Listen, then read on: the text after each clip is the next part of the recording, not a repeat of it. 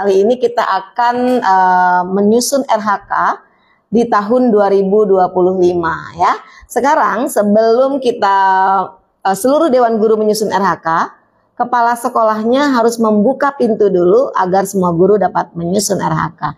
Baik, kita lihat di sini. Ini adalah akun ibu kepala sekolah. Ini kepala sekolahnya yang cantik, muda, dan inspiratif. Ya, dan ini semua adalah dewan gurunya yang luar biasa selalu mengikuti perkembangan ya. Baik, kita langsung saja di sini di sudut kanan atas ada profil begitu ya, nama yang punya akun. Kita ganti periode dulu. Karena di sini masih Januari Juni 2024. Jadi masih tertutup untuk seluruh guru. Jadi kita ganti periode dulu, klik. Nah, di sini kita klik ganti Januari Desember 2025. Oke, pilih selesai. Nah, ketika ini sudah berhasil diganti, kita lihat di sini ya.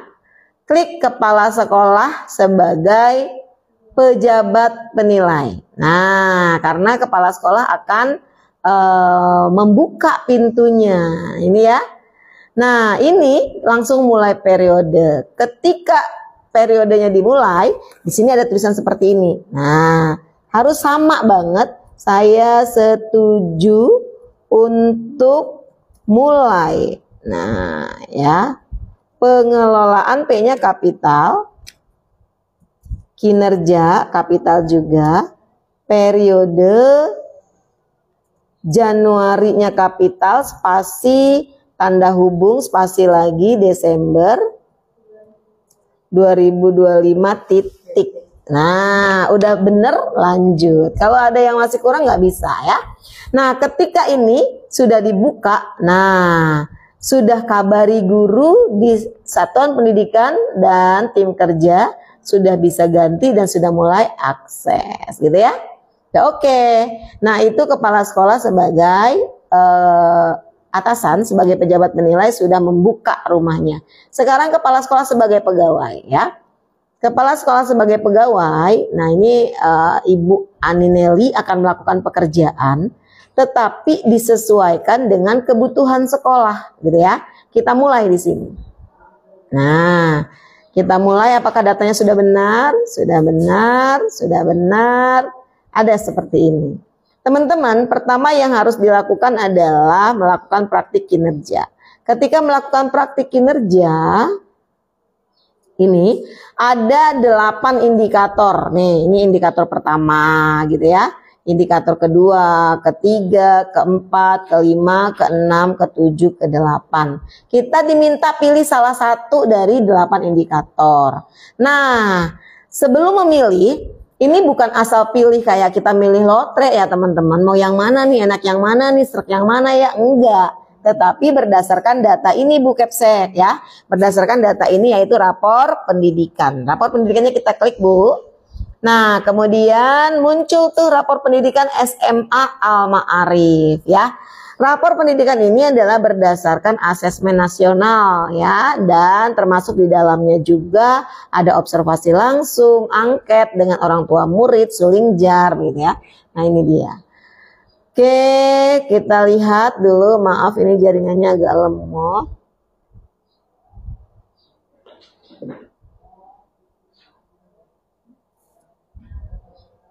Ini rapor pendidikan tahun 2024. Coba lagi. Mulai resah kok ini. Di pause dulu Bumi. Baik, kita lanjutkan. Di sini sudah muncul ya rapor pendidikan SMA Al-Ma'arif masuk sebagai satuan pendidikan. Kemudian kita pakai akunnya Ibu Kepsek. Kemudian kita lanjutkan. Nah, kita mulai terlihat di sini ya teman-teman ya. Lihat data kita. Oke, nah ini dia. Lihat capaian seluruhnya.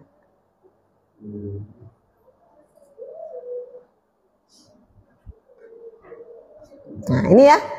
Akreditasinya terlihat di sini. Kemudian alamatnya terlihat di sini. Nah, jadi ini teman-teman, alhamdulillah sudah ada peningkatan ya. Ini baik. Yang ini kita lihat dari baik-baiknya dulu. Iklim keamanan baik, naik, bahkan ini juga naik, naik. Kualitas pembelajaran yang ditakuti oleh semua sekolah gitu ya. Yang semua sekolah hampir rata-rata menurun. Alhamdulillah kualitas pembelajarannya naik. Ya, keren, tepuk tangan dong.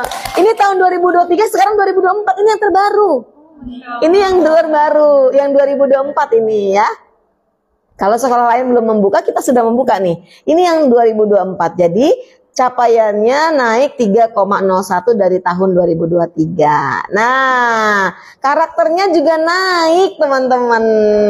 Alhamdulillah. Jadi yang perlu ini juga naik semua. Nih, perhatikan. Kemampuan literasi naik tuh. Bener kan kata saya? Kepala sekolah yang ini, sampai saya kok merinding ya. Kepala sekolah yang ini betul-betul membawa perubahan karena terasa begitu ya. Ya, aduh jadi merinding luar biasa. Emang ini betul-betul merinding ini nih ya. Nah, jadi alhamdulillah naik semua. Ini sekolah yang baik ya. SPOS. Ya, ini benar-benar keren memang ini ya. Iya, pokoknya keren banget. Ini naik semua loh. Saya baru kali ini menemukan sekolah yang naik semua nih. Naik 3,98. Ini naiknya banyak banget, numerasinya 26,86. Oh, banyak banget tuh ya. Ini naik juga. Naik semua. Luar biasa. Nah, keren. Jargonnya apa kemarin itu? Tidak perlu hebat untuk memulai, tetapi kita perlu memulai untuk menjadi hebat. Ternyata bener ya. Belajar pasti, sukses nanti. Keren. Nah, teman-teman, naik semua, tetapi kita masih tetap punya PR karena ini harus ada di kategori baik, tidak sedang lagi ya. Ini tantangan untuk kita nanti di awal tahun. Mudah-mudahan kan rapat pendidikan ini segera ini terus ya, segera terlihat terus perkembangannya gitu ya. Mudah-mudahan mulai tahun depan per semester bisa dilihat gitu ya. Jadi kita bisa semakin semangat begitu ya. Nah, ini dia. Ini masih perlu ditingkatkan kemampuan literasinya dan kemampuan numerasinya. Dari sedang harus menjadi baik. Ini juga sama ya. Nah, bagaimana cara membenahinya? Kita lihat akar masalahnya. Klik. Ini dia. RHK yang harus kita lakukan berakar dari sini. Akar masalahnya ada di membaca teks informasi ya. Jadi teks informasi detail ini diklik begini. Nah, ini masih ada di angka 58 gitu ya. Angka 58,34 dari 100 gitu ya.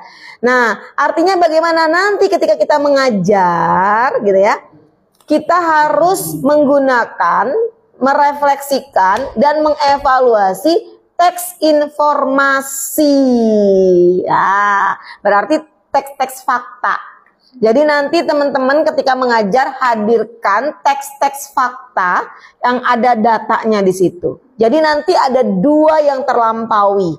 Datanya itu menjadi peningkatan numerasi, bacaannya, teksnya menjadi peningkatan literasi. Jadi sekali merengkuh dayung, 2-3 pulau terlampaui ya. Jadi ngajarnya nanti teman-teman jangan melulu menyampaikan materi, tetapi materinya dikemas dalam bentuk-bentuk teks informasi. Teks informasi harus disajikan secara multimodal. Jadi nanti setelah ini kita akan membuat pembelajaran interaktif bagaimana menerapkan teks multimodal. Teks multimodal itu kita menyajikan pembelajaran dalam satu kali pertemuan itu macam-macam. Ada yang berupa teks, ada yang berupa podcast, ada yang berupa reportase, ada yang berupa cerita. gitu. Meskipun atau berita, meskipun yang disampaikan itu adalah sebuah kisah, tetapi informatif. Misalnya begini, di sebuah desa, di sebuah desa dekat SMA Al Ma'arif, terdapat 3 waduk yang kondisi airnya sangat meluap. Dan ini menyebabkan banjir di mana-mana. 3 daerah dan 3 kelurahan ini terdampak banjir pada tanggal sekian, jam sekian, dan menelan korban sekian-sekian, berapa rumah yang rusak. Demikian saya terhubung dengan Bapak RT setempat. Silakan rekan Rizka wawancarai Bapak RT-nya. Di sana rekan Rizkanya mewawancarai. Nah itu multimodal.